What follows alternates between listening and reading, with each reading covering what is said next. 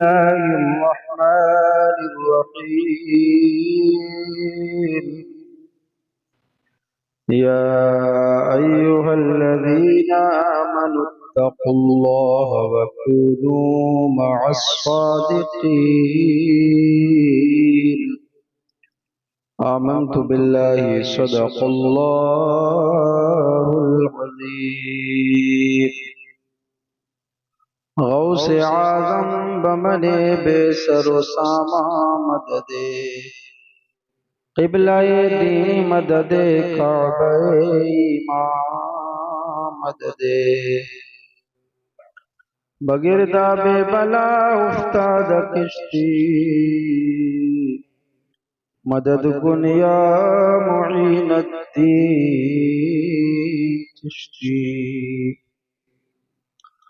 क़ादरी यमना रहे गौसे आदम ज़नम दमज़ा शेख अहमद रज़ा खां कुतुब आलमी ज़नम।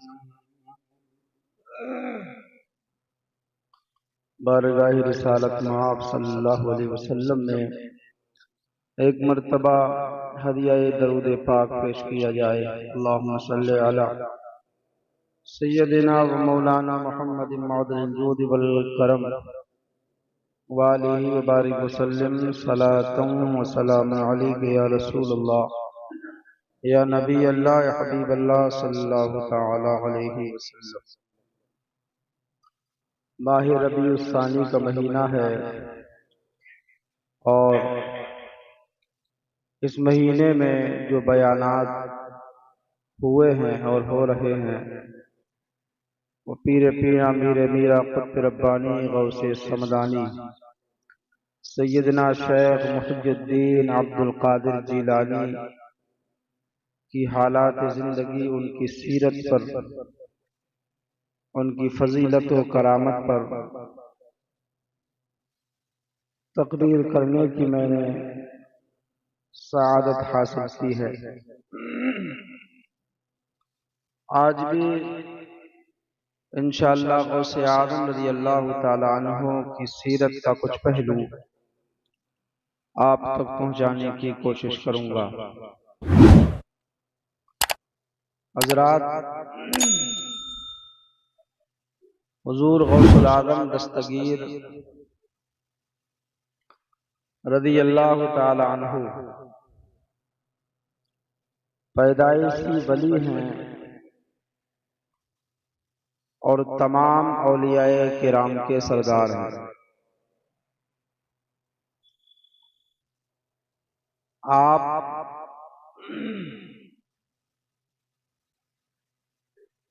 जब मोहल्ले के लड़कों के साथ खेलते थे तो एक गैब से आवाज आती थी कि तुम्हें इसलिए पैदा नहीं किया गया। आप चारों तरफ निगाह घुमाकर देखते थे, आवाज तो थी लेकिन आवाज देने वाला दिखाई नहीं देता था।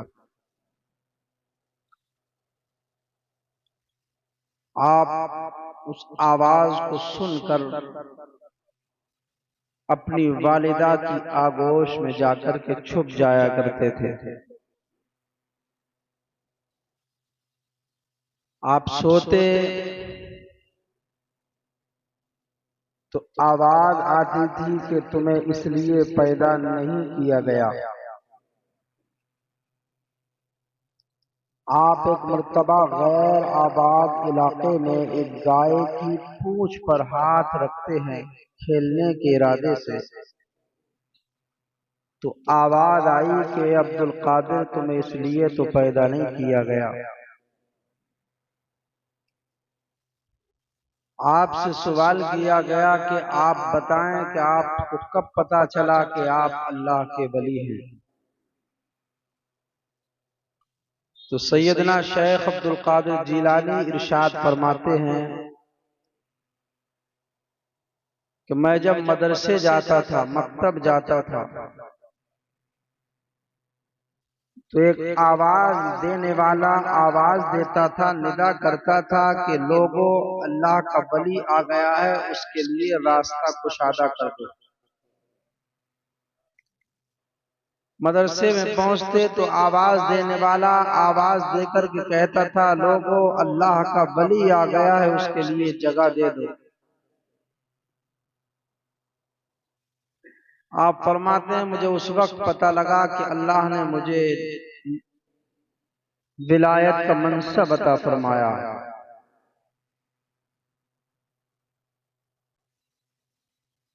गौसे आज़म की तालीम जब शहर जीलान मुकम्मल हुई और आपकी उम्र जब तकरीबन 18 साल की होती है, तो आप अपनी वालिदा माजिदा की बारगाह में तशरीफ लाते हैं और अर्ज करते हैं कि अम्मी जान, मैं आगे की तालीम हासिल करने के लिए शहर बगदाद जाना चाहता हूँ।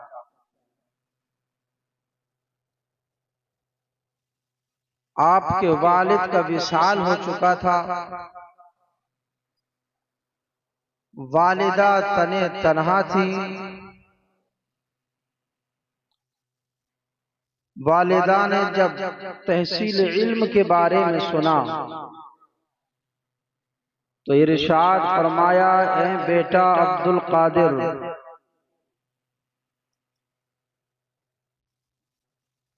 मेरा इश्क, मेरी मोहब्बत, मेरी ममता ये गवारा तो नहीं करती कि मैं तुम्हें अपने आप से जुदा कर दूं, अलग कर दूं, लेकिन जहां तहसील इल्म की बात है, जहां दीन सीखने की बात है, जहां इल्म मुस्तफा की बात है, तो मैं तुम्हें इल्म दीन सीखने से रोकूंगी नहीं है बेटा। मैं तेरी जुदाई बर्दाश्त कर लूंगी, मैं तेरी फुरकत बर्दाश्त कर लूंगी, मैं तुम्हारे बिना जिंदगी गुजार लूंगी, लेकिन तुम जाओ अपने सीने को मुस्तफा के इल्म से मामूर कर लो, कुरान के इल्म से मामूर कर लो, इस्लाम की रोशनी से, इस्लाम की तालीम से अपने दिल को मुनव्वर व मुजल्ला कर लो, आरास्ता व पैरास्ता कर लो। मुझे तुम्हारी जुदाई तो बर्दाश्त है, लेकिन जाओ तुम मुस्तफा के दीन के सिपाही बन जाओ, मुस्तफा के दीन के आलिम बन जाओ। यहां से ये पता चला कि दीन के लिए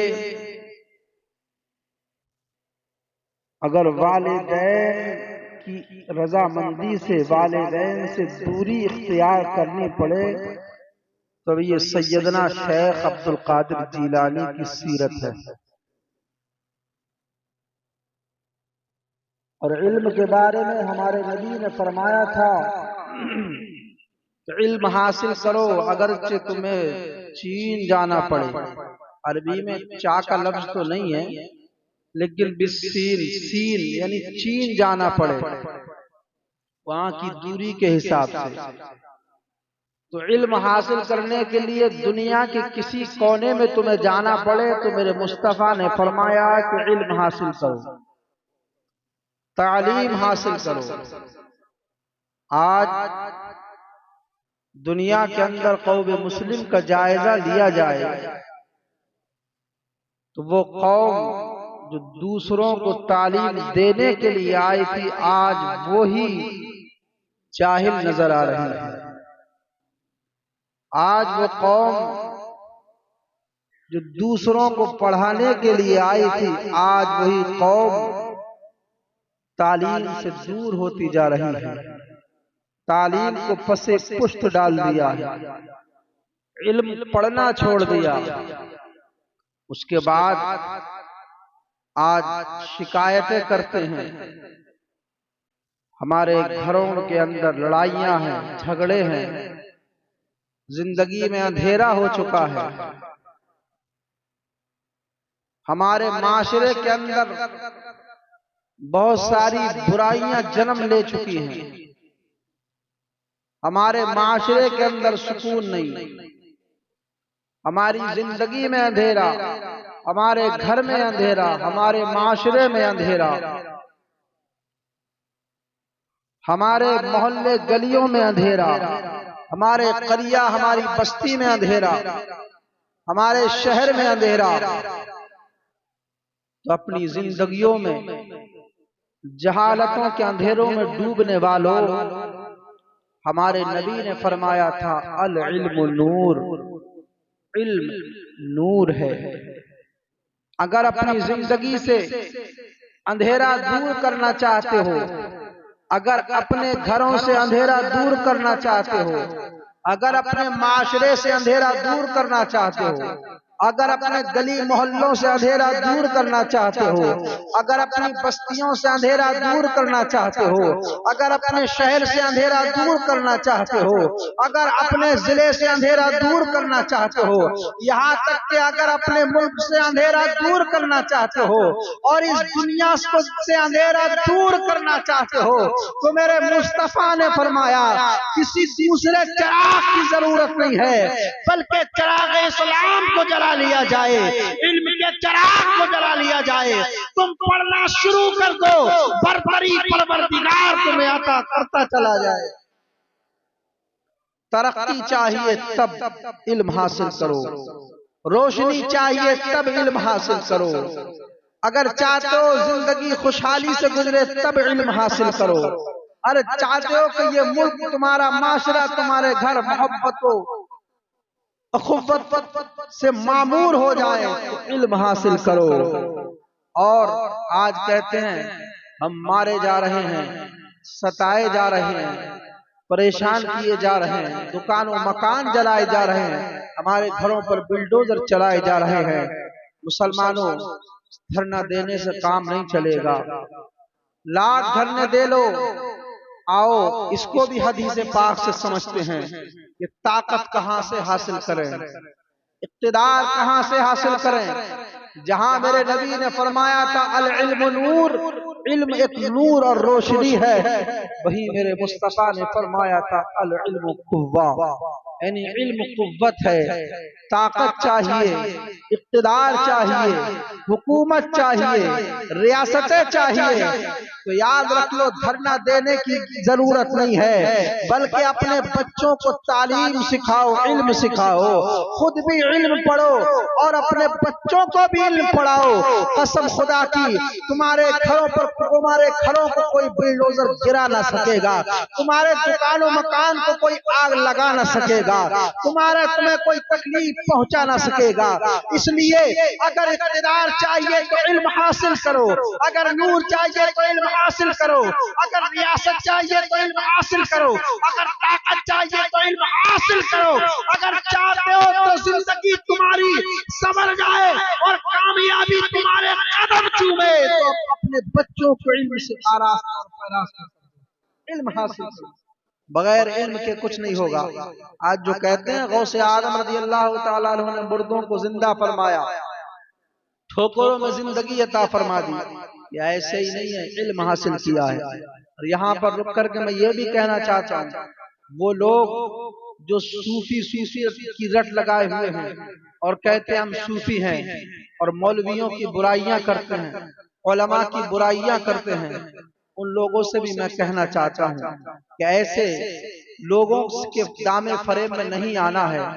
वो ये आज के जमाने का जो सूफी है, उसको ये भी नहीं पता कि ये लफ्ज सूफी आया कहाँ से है, सूफी के स्वाद से भी वाकिफ नहीं है। वो बस मौलवियों को बुरा कहना, इस जमाने में जो जितना ज्यादा उलमा को बुरा कहले समझ लो वो उतना ही बड़ा सूफी है।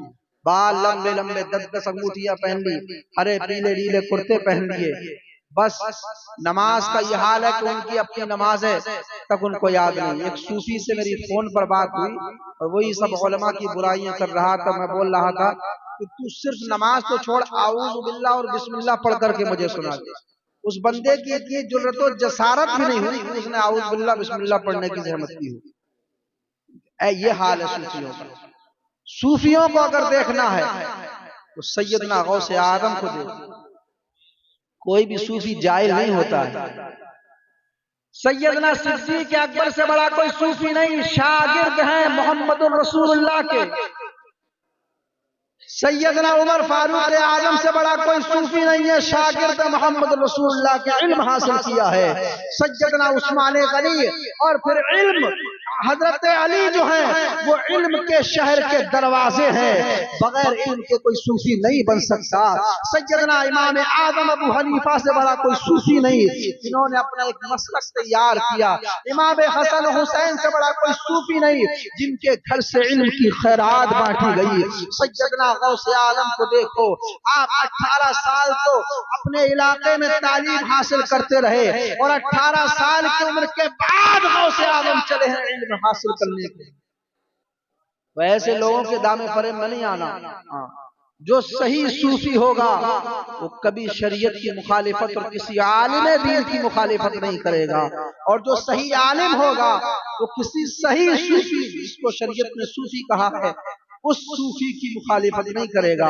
तसव्वुफ है, सूफी होते हैं, लेकिन कोई सूफी ऐसा नहीं होता जो शरीयत से टकराता हो या उलमा की मुखालिफत करता हो। वो शरीयत को तस्लीम करते हैं। शरा सबके ऊपर हुज्जत है। दुनिया के अंदर कोई ऐसा शख्स नहीं है जो शरा के ऊपर हुज्जत हो, शरीयत के ऊपर हो। नहीं, सूफी बनने के लिए, मारिफत हासिल करने के लिए, अल्लाह का वली बनने के लिए, याद रख लो सबसे पहले जो मंजिल आती है वो शरीयत की मंजिल है। शरीयत की मंजिलों को तय करना पड़ेगा, उसके बाद आगे के मराहिल तय करने पड़ेंगे। लेकिन शरीयत को समझने के लिए इल्म हासिल करना पड़ेगा। इल्म हासिल करें, इंशाअल्लाह हमारे माशरे सुधर जाएंगे, हमारे माशरे के अंदर नूर पैदा होगा, हमारे माशरे के अंदर जहालत की तारीकियां जो छाई हुई है दूर हो जाएंगी, और इंशाअल्लाह हम ताकत भी महसूस करेंगे, हमारा इक़्तिदार भी वजूद में आएगा, हमारी सल्तनतें भी वजूद में आएंगी। लेकिन फर्क यह है, सिर्फ मुसलमानों इल्म हासिल करो, इंशाअल्लाह इनकलाब आएगा। देखो गौसे आज़म की सीरत, इल्म हासिल करना, रसूलुल्लाह की सुन्नत, सहाबाए किराम की सुन्नत, औलियाए किराम की सुन्नत। गौसे आज़म चले हैं इल्म हासिल करने के लिए। अच्छा, यहाँ एक बात रुक करके और मैं सीरत का पहलू बताना चाहता हूँ। गौसे आज़म की वालिदा ने जब इतना सुना कि मेरा बेटा इल्म दीन हासिल करने के लिए जाना चाहता है, तो आपने रोका नहीं। आज के मुसलमान का मामला यह है कि बच्चा जब दीन की तरफ राग़िब होता है, बच्चा जब दीन की तरफ मुतवज्जो होता है और वो चाहता है कि मैं आलिम दीन बन जाऊं, मैं नमाजों का पाबंद बन जाऊं, मैं हाफिज कुरान बन जाऊं, यानी नेकी की तरफ बंदा बच्चा जब राग़िब होता है, तो सबके लिए नहीं कह रहा हूं, अल्लाह माशाअल्लाह, कुछ वालिदैन ऐसे होते हैं जो अपने बच्चों को रोकते हैं। पता नहीं उनको शर्म महसूस होती है कि मेरा बच्चा दीन सीखेगा तो कहीं शर्मिंदगी ना हो मुझे, लोग मेरा मजाक ना बनाएं, या हम चेहरे पर दाढ़ी सजा लेंगे, या नमाजें पढ़ना शुरू कर देंगे, या नेक बन जाएंगे तो दुनिया हमारे लिए क्या कहेगी। दुनिया के चक्कर में ना पड़ो। गौसे आज़म की सीरत ये है कि जो बंदा, गौसे आज़म की वालिदा और बुजुर्गान दीन की सीरत ये है कि जो बच्चा और जो बंदा दीन की तरफ राग़िब हो तो उसको रोका ना जाए, बल्कि उसका सपोर्ट किया जाए, उसकी मदद की जाए, उसका हौसला बढ़ाया जाए, उसको इस्तिकामत की बातें की जाए, ताकि वो बंदा दीन पर इस्तिकामत इख्तियार करे, आलिम दीन बने, हाफिज कुरान बने। तो कोई जब दीन की तरफ राग़िब हो तो उसकी सपोर्ट करना, उसकी हिमायत करना, ये गौसे आज़म के वालिदा की सीरत, बुजुर्गान दीन की सीरत है। यही परवरिश है। बच्चे की तरबियत बहुत जरूरी है, लेकिन दीन के सांचे में तरबियत और परवरिश करो, इंशाअल्लाह उसकी बरकतें आप मरते दम तक और मरने के बाद कब्र मैदान हश्र में भी महसूस करोगे। इसलिए वलदुन सालिहुन का लफ्ज आया है कुरान पाक, हदीस पाक में हुजूर फरमाते हैं नेक औलाद वालिदैन के लिए सदका जारिया है ना। और एक इंसान की नेकियां कल मैदान क़यामत में पहाड़ों के बराबर होंगी। वो बंदा अर्ज करेगा मौला मैंने नेक काम इतने किए ही नहीं दुनिया में, ये नेकियां कहां से आई जो पहाड़ों के बराबर अंबार लग गया। अल्लाह इरशाद फरमाएगा जो तूने नेक औलाद दुनिया में छोड़ी है वही तेरे लिए ईसाले सवाब किया करता था, ये इकट्ठा होते होते पहाड़ों के बराबर ये नेकियां तेरी हो गई।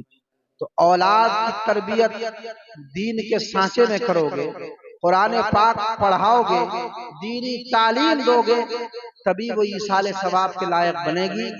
और अगर इस लायक नहीं बनाया तो फिर जिस तरीके से नेक और साले बेटा या बेटी वालिदैन के लिए सदका जारिया है, इसी तरीके से औलाद बिगड़ गई, औलाद गलत रविश पर चली गई और माँ बाप ने कंट्रोल नहीं किया, उसकी तरबियत नहीं की, तो समझ लो उसका खमियाजा कब्र और हश्र में औलाद को भुगतना पड़ेगा। तो बुजुर्गान दीन की सीरत यह है कि बच्चे को दीन की तरफ राग़िब किया जाए। फाक़े बर्दाश्त कर लो, गुर्बत बर्दाश्त कर लो, लेकिन अपने बच्चों को इल्म दो। इल्म गौसे आदम चले इल्म हासिल करने के लिए, लेकिन वालिदा ने कहा था बेटा ये मेरी और तुम्हारी आखिरी मुलाकात है, अब जो मुलाकात होगी वो मैदान महशर में होगी। लोग तो रसूलुल्लाह के बारे में बोलते हैं कि उनको दीवार के पीछे का इल्म नहीं था। गौसे आदम की वालिदा का आलम देखो, क्या फरमाती हैं कि बेटा अब मैदान महशर में मुलाकात होगी, ये आखिरी मुलाकात है मेरी और आपकी। अल्लाह समद। गौसे आदम चले, उस जमाने में हवाई जहाज नहीं था, रेलगाड़ी नहीं थी, बस नहीं थी, मोटर कार वगैरह नहीं थी, साइकिल वगैरह नहीं थी। लोग ऊंटों पर, खच्चरों पर, घोड़ों पर सफर करते थे और अकेले तन्हा सफर भी नहीं करते थे, लंबा सफर होता था, काफिलों की शक्ल में सफर करते थे। उस जमाने में रास्तों में डाकू रहज़र लुटेरे रहा करते थे, वो जमाना था। गौसे आदम जब चले तो आप भी एक काफिले के साथ रखते सफर बांधते हैं बगदाद शरीफ के लिए। बगदाद के लिए रवाना हुए, रास्ते में एक जगह लुटेरों ने, डाकुओं ने, रहज़नों ने उस काफिले पर हमला कर दिया और यहाँ तक कि सारा साजो सामान लोगों का लूट लिया, मुसाफिरों का सारा माल ले लिया। एक डाकू गौसे आदम के पास भी आया, आकर के कहा अच्छा चलते वक्त सैयदना शेख अब्दुल कादिर जीलानी की वालिदा ने कुछ नसीहत भी की थी, इसमें से एक नसीहत मैं आपको बता दूं। कहा बेटा कैसी भी परेशानी का वक्त आ जाए झूठ मत बोलना, झूठ मत बोलना। आज हम अपनी औलाद को कहीं रुखसत करते हैं तो कभी कहते हैं कि झूठ मत बोलना। स्कूल भी अगर जा रहा है और 2-3 दिन की गैर हाजिरी हो गई उसकी स्कूल की, तबीयत खराब नहीं भी है तब भी कहते हैं कि बेटा जाकर कह देना तबीयत खराब थी। और मदर और यहाँ तक कि कुछ लोग तो नानी दादी तक को मार दिया करते हैं। इंतकाल तो हो ही चुका है पहले, लेकिन फिर भी मार देते हैं। कोई घर पे आता है, मिलना नहीं होता है तो कहा जाता है बेटा कह दो अब्बा घर पे नहीं है। फोन अगर आ गया, देख लिया, बच्चों को फोन पकड़ा दिया, कह दो बेटा घर पे नहीं है अब्बा। तो अपने बच्चों की तरबियत कैसी कर रहे हैं? हम अपने बच्चों की जिंदगी में झूठ शामिल कर रहे हैं, अपने बच्चों को झूठा बना रहे हैं। मुसलमानों तरबियत बहुत जरूरी है। आज जब झूठ उसको सिखाओगे, उसके सामने झूठ बोलोगे तो कल हो बड़ा होकर वो बच्चा झूठ बोलेगा। और ये नहीं दुनिया वालों से बोलेगा, सबसे पहले तो वो घर वालों से झूठ बोलेगा। सबसे पहले तो बाप को बेवकूफ बनाएगा, माँ को बेवकूफ बनाएगा, भाई को बेवकूफ बनाएगा। कसम खुदा की झूठों के बारे में अल्लाह ने कहा लानतुल्लाहि अलल कादिबीन, झूठों पर अल्लाह की लानत। झूठ से परहेज करो। झूठे आदमी के मुंह से ऐसी बदबू आती है, हदीस पाक में आता है कि फरिश्ता 1 मील दूर चले जाया करते हैं उसके मुंह की बदबू से। आज इंसान सुबह में झूठ बोल रहा है, शाम में झूठ बोल रहा है, फोन पर झूठ बोल रहा है, घर में झूठ बोल रहा है, बाहर झूठ बोल रहा है, तिजारत करते हुए झूठ बोल रहा है, वादा करते हुए झूठ बोल रहा है। मुसलमानों, बदलो अपनी इस रजिश को। एक तो झूठ की नहूसत बहुत बड़ी होती है कि अल्लाह उस पर लानत फरमाता है, और जिस पर अल्लाह लानत फरमा दिया करता है उसकी नस्लें तबाह बर्बाद हो जाएगा। जिस पर अल्लाह लानत फरमा दे, समझ लो उसकी नस्लों तक तबाही हुआ करती है। लिहाजा अपने ऊपर खुदा की लानत ना बरसवाओ, अपने ऊपर फरिश्तों की लानत ना बरसवाओ। खुदारा झूठ से परहेज करो और अपने बच्चों को सच्चा बनाओ। इसलिए सच सिखाओगे तो आपकी औलाद सच्ची बनेगी, और खुद सच्चे होगे तब सच्ची बनेगी। मस्जिद अल अक्सा के लिए शकील मिस्त्री साहब 1100 रुपए देते हैं, अल्लाह कबूल फरमाए। और से आदम रज़ी अल्लाह तआला अन्हु चले, जब डाकुओं के सरदार डाकू ने आकर के पूछा, साजो सामान मुसाफिरों का लूट लिया, तो डाकू ने आकर के पूछा, ऐ नौजवान, ऐ बच्चे, तुम्हारे पास भी कुछ है? तो कहा, हाँ मेरे पास 40 अशरफियां हैं जो मेरी वालिदा मेरी सदरी के अंदर अस्तर में सिल दी हैं। तो उसने फिर पूछा, तुम्हारे पास कुछ है? तो कहा, हाँ मेरे पास 40 अशरफियां हैं। फिर उसने मजाक समझा, सोचा शायद बच्चा है ऐसे बोल रहा होगा डर की वजह से, तो कहा कि तुम्हारे पास कुछ है? तो कहा, हाँ मेरे पास 40 अशरफियां हैं। उसके बाद वो अपने सरदार के पास लेकर के पहुंचा अब्दुल कादिर जीलानी को, कहा कि सरदार, ये बच्चा जो है अपने पास 40 अशरफियां बता रहा है। डाकुओं के सरदार ने पूछा, ऐ बच्चे तुम्हारे पास कुछ है? तो कहा, 40 अशरफियां मेरे पास है। तो कहा, कहाँ है? कहा, मेरी सदरी के अंदर है। जल्दी से निकाली सदरी, अस्तर उधेड़ा और उसके बाद 40 अशरफियां दे दी। अल्लाह खुश समझ। डाकुओं के सरदार ने कहा था, ऐ बच्चे, दुनिया का उसूल और ये रिवाज ये है, दुनिया चाहती है हम अपने माल की हिफाजत करें। तुम अगर चाहते तो तुम्हारे माल की हिफाजत हो जाती, तुम चाहते तो अपने माल को छुपा सकते थे, तुम चाहते तो अपने माल को ना बताते, लेकिन तुमने अपना माल जाहिर क्यों कर दिया? अल्लाह खुश समझ। सैयदना शेख अब्दुल कादिर जीलानी ने कहा था, मैं जब रवाना हुआ था तो मैंने अपनी वालिदा से वायदा किया था। मेरी वालिदा ने नसीहत की थी, बेटा कैसी ही परेशानी का वक्त क्यों ना आ जाए, लेकिन झूठ मत बोलना, झूठ से परहेज करना, झूठ के करीब न जाना। इसलिए मैंने अपनी वालिदा से जो वायदा किया था मैंने उसको निभाया है, ताकि मैं अपनी वालिदा को मैदान महशर में जवाब दे सकूं, मैं अपनी वालिदा के सामने मैदान महशर में शर्मिंदगी मुझे महसूस न हो सके, खुदा के बारगाह में, रसूल की बारगाह में सुरखरू हो जाऊं। अल्लाह कुछ समझ।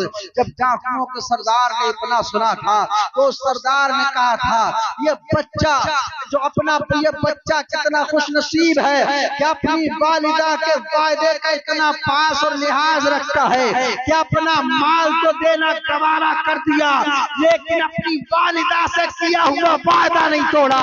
लेकिन एक हम है, अपने परवरदिगार से कितने वायदे किए हैं, हर वायदे को तोड़ते चले जा रहे हैं, हर वायदे को पसे पुष्ट करते चले जा रहे हैं। गौसे आलम की जबान से निकले हुए अल्फाज डाकू के दिल, डाकुओं के सरदार के दिल पर नश्तर का काम करते हैं। वो डाकुओं का सरदार कहता है, ऐ बच्चे अपना हाथ बढ़ाओ, हम तुम्हारे हाथ पर सच्ची तौबा करना चाहते हैं। आज के बाद झूठ नहीं बोलेंगे, आज के बाद चोरी नहीं करेंगे, आज के बाद लोगों का माल नहीं लूटेंगे। गौसे आलम ने अपना हाथ बढ़ाया और डाकुओं के सरदार को तौबा कराई, और ऐसी तौबा कराई कि उसके बाद उसने सच्ची तौबा की। वो झूठ के करीब नहीं गया, चोरी के करीब नहीं गया। वो जब तौबा करता है तो डाकुओं के सरदार ने डाकुओं से कहा था, कि ऐ मेरे साथियों, अब मैं तो तौबा कर चुका हूँ, लिहाजा अब तुम्हारा रास्ता अलग है। तुम्हें अगर लूट मार करना है तो तुम अपना रास्ता अलग कर लो, मैंने अपना रास्ता अलग कर लिया है। लिहाजा अब मैं चोरी के करीब नहीं जाऊंगा, अब मैं झूठ के करीब नहीं जाऊंगा, अब मैं गुनाहों के करीब नहीं जाऊंगा। अल्लाह खुद समझ। डाकुओं ने कहा था, वो 40 डाकू थे, कहा सरदार जब बुराई में आप हमारे सरदार थे तो फिर नेकी में भी आप हमारे सरदार होगे। जब बुराई में हमने आपको अपना सरदार बनाया था तो अब नेकी में भी हम आपको अपना सरदार बनाते हैं। वो 40 डाकू भी गौसे आदम के हाथ पर सच्ची तौबा करते हैं और ये तमाम अल्लाह के वली बना दिए जाते हैं। मैं ये कहना चाहता हूँ, ये 40 डाकुओं ने जो डाका जनी छोड़ी क्यों, इन्होंने झूठ से परहेज क्यों किया, ये तौबा इन्होंने क्यों की? क्या कोई तलवार की ताकत थी जो डर गए थे? क्या कोई नेज़े की ताकत थी जो डर गए थे? क्या कोई बाजुओं की ताकत थी जो डर गए थे? क्या कोई दूध घी मक्खन मलाई की ताकत थी जो डर गए थे? क्या कोई बंदूक की ताकत थी जो डर गए थे? क्या कोई कुएं की ताकत थी जो डर गए थे? क्या कोई बारूद की ताकत थी जो डर गए थे? नहीं मुसलमानों, वो ताकत जो थी वो ईमान की ताकत थी, वो एक सच की ताकत थी। अल्लाह वाले ने एक सच बोला था, 40 डाकू तौबा करने पर मजबूर हो गए और जब तौबा थी तो सब अल्लाह के वली बना दिए गए। मैं ये बताना चाहता हूँ, एक सच बोला था अल्लाह वाले ने, उसकी तासीर कैसी होती है। 40 डाकू तौबा कर करके आखिरी दम तक तौबा पर कायम रहते हैं और सच्चे पक्के आबिदो जाहिद अल्लाह के वली बना दिए। आज हम भी झूठ बोलना छोड़ दें, सच पर इस्तिकामत इख्तियार करें। आज हम भी नेक बन जाएं तो हमारी जबानों से भी निकली हुई बात नश्तर का काम करेगी। आज दुनिया जो गैर तुम्हें नफरत की निगाह से देख रही है, कसम खुदा की सरों पर बिठाने पर मजबूर हो जाएगी। मुसलमानों, अल्लाह वालों की करामतें सुनते हमें इनकार नहीं है, करामतें बिल्कुल अपनी जगह बरहक है। अल्लाह वालों की करामतें सर और आंखों पर, लेकिन करामतें सुन करके नारा लगा लेना गौसे आदम का दामन नहीं छोड़ेंगे, हम कादरी हैं, सिर्फ इससे काम नहीं चलेगा। 11वीं की देख बिरयानी की बना करके बांट देना, खिला देना, सिर्फ इससे काम नहीं चलेगा, या सिर्फ जबानी दावा करने से काम नहीं चलेगा। जरूरत इस बात की है कि अल्लाह वालों की सीरत अपनाई जाए, जरूरत इस बात की है गौसे आदम की सीरत अपनाई जाए। आओ देखो गौसे आदम की सीरत क्या है। 40 साल इशा के वुजू से गौसे आदम ने फज्र की नमाज अदा फरमाई है। आज मुसलमानों का हाल क्या है, 5 टाइम की नमाज नहीं पढ़ते। हर रात गौसे आदम 1000 नमाज़ें नफल अदा किया करते थे। आज कादरी कहलाने वाला साल भर तक नमाज नहीं पढ़ रहा है, या तो जुमा आते हैं लौट करके, जो जुमे में नहीं आते वो ईद बकरा ईद को आते हैं। कादरी कहलवाने वाला अल्लाह अकबर, गौसे आदम को 1000 नमाज़ें नफल अदा करें, पंजगाना नमाज के बाद उनसे मोहब्बत रखने वाला, उनके नाम का नारा लगाने वाला पंजगाना नमाज भी अदा नहीं करता। गौसे आदम की सीरत देखो, आपने जो है हर 15 साल इस हालत में गुजारे हैं कि हर रात एक कुरान मजीद मुकम्मल किया करते थे। आज कादरी कहलवाने वाला, आज गौसे आदम का मानने वाला साल भर तक कुरान नहीं खोल कर देखता। जब रमजान आता कब कुरान पढ़ता है, और बल्कि तो कुरान पढ़ना नहीं आता, और जो लोग पढ़ना जानते हैं वो कुरान पढ़ते नहीं। अपने घरों में कुरान पढ़ा करो।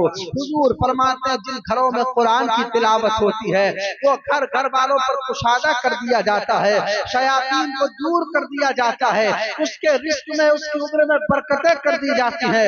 लेकिन जिस घर में कुरान की तिलावत नहीं होती है वो घर घर वालों पर तंग कर दिया जाता है, वो उस घर में शयातीन मुसल्लत कर दिए जाते हैं, उसके रिस्क में बरकतें नहीं हुआ करती है। मुसलमानों, अपनी जिंदगी में कुरान को शामिल करो, अपने घरों में कुरान को शामिल करो। गौसे आदम की सीरत ये है कि पंजगाना नमाज़ें भी अदा होती रहे, नवाफिल भी अदा होते रहे, रोजे भी अदा होते रहे, ज़कात भी अदा होती रहे, हज का फरीज़ा भी अदा होता रहे, माँ बाप की खिदमत भी अदा होती रहे, खुदा भी राजी रहे, रसूल भी राजी रहे। सीरत गौसे आदम अपना लो, तुम्हारी जिंदगी दुनिया और आखिरत में चार चांद तुम्हारी जिंदगी में लग जाएंगे। अस्तगफिरुल्लाह रब्बी मिन कुल्लि ज़ंबिन व अतूबु इलैह। कलमा तय्यबा पढ़ लीजिए, ला इलाहा इल्लल्लाह मुहम्मदुर रसूलुल्लाह व आखिरु दावाना अनिल हम्दुलिल्लाहि रब्बिल आलमीन।